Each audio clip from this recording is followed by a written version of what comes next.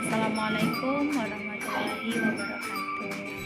Hai teman-teman, kembali lagi di video saya. Perkenalkan kembali, nama saya Nabila Natasha. Saya dari Prodi Teknik Matematika di STIT Audit Tebing Tinggi.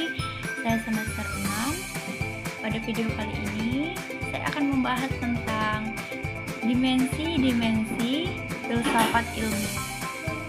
Untuk memenuhi tugas mata kuliah saya, filsafat ilmu, filsafat pendidikan Islam oleh dosen pengampu Ibu Azriani. Di sini ada 3 dimensi, yaitu dimensi ontologi, dimensi epistemologis, dimensi aksiologi.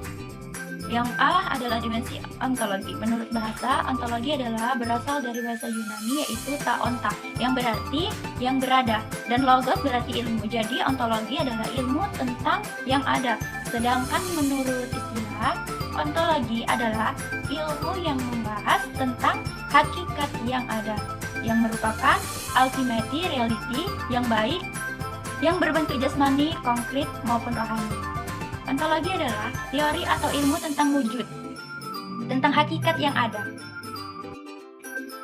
Di dalam pemahaman ontologi dapat ditemukan pandangan-pandangan pokok pemikiran sebagai berikut. 1. Materialisme.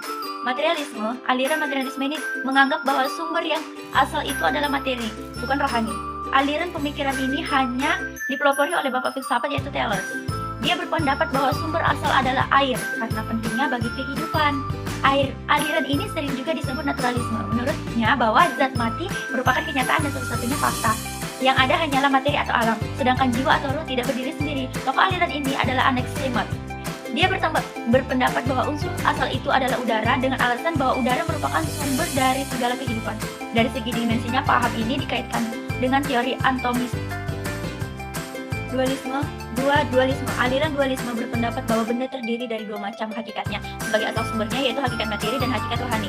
Benda dan ruh, jasa dan spirit. Materi bukan muncul dari ruh dan ruh bukan muncul dari benda. Sama-sama hakikat kedua macam hakikat itu masing-masing bebas dan berdiri sendiri. Hubungan keduanya menciptakan kehidupan dalam alam ini. Contoh yang paling jelas tentang adanya kerja sama kedua hakikat ini adalah dalam diri manusia.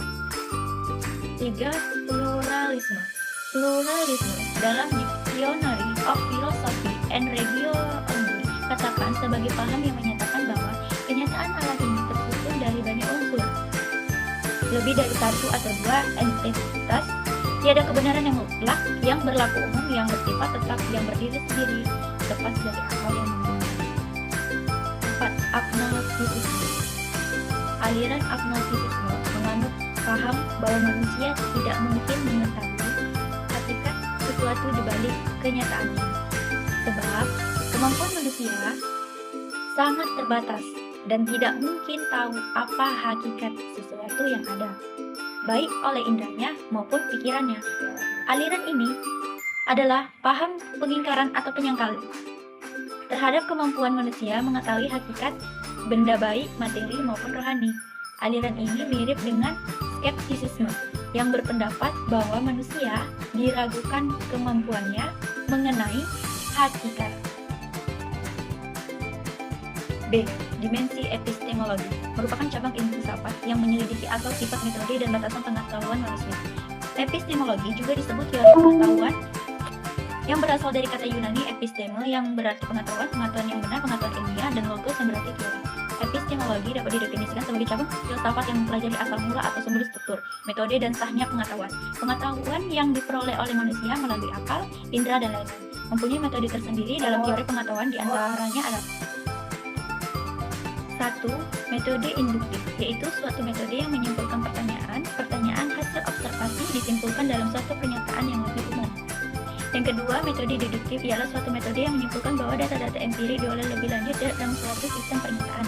Ketiga, metode kontemplatif. Metode ini menyatakan bahwa adanya keterbatasan indera dan akal manusia memperoleh pengetahuan sehingga objek yang dihasilkan pun akan berbeda-beda. Harusnya dikembangkan satu kemampuan akal yang disebut dengan intuisi. C. Dimensi aksiologi. Aksiologi berasal dari kata aksio, yakni dari bahasa Yunani, yang berarti nilai, dan logos, yang berarti teori. Dengan demikian, maka aksiologi adalah teori yang diartikan sebagai teori nilai yang berkaitan dengan kegunaan dari pengetahuan yang diperoleh. Menurut Bramel, aksiologi terbagi menjadi 3 bagian. Yang pertama moral conduct, yaitu tindakan moral yang melahirkan etika. Yang kedua aesthetic expression, yaitu ekspresi keindahan. Yang ketiga socio-politika life, yaitu kehidupan sosial politik yang akan melahirkan filsafat sosio. Jadi, terlihat jelas bahwa pembahasan utama dalam aksiologi adalah mengenai nilai. Nilai yang dimaksud adalah sesuatu yang dimiliki manusia untuk melakukan berbagai pertimbangan tentang apa yang dinilai. Teori tentang nilai yang dalam filsafat mengacu pada permasalahan etika dan estetika. 1. Etika. Istilah etika berasal dari Yunani, yaitu ethos yang berarti adat kebiasaan. Dalam istilah lain, para ahli yang bergerak dalam bidang etika menyebutkan dengan moral. Etika adalah cabang filsafat yang membahas secara kritis dan sistematik masalah-masalah moral. Kajian etika lebih fokus pada perilaku, norma, dan adat istiadat manusia. Di dalam etika, nilai kebaikan dari tingkah laku manusia menjadi sentral persoalan. Maksudnya adalah tingkah laku yang penuh dengan tanggung jawab, baik tanggung jawab terhadap diri sendiri, masyarakat, alam maupun terhadap Tuhan sebagai sang pencipta. Yang kedua, estetika merupakan bidang studi manusia yang merupakan nilai keindahan. Keindahan mengandung arti bahwa di dalam diri segala sesuatu terdapat unsur tertata secara tertib dan harmonis dalam satu kesatuan hubungan yang utuh menyeluruh. Maksudnya adalah suatu objek yang indah bukan semata bersifat selaras serta berpola balik, melainkan harus juga mempunyai kepribadian. Sekian presentasi dari saya yang membahas tentang dimensi-dimensi filsafat ilmu. Lebih kurang saya mohon maaf. Wassalamualaikum warahmatullahi wabarakatuh.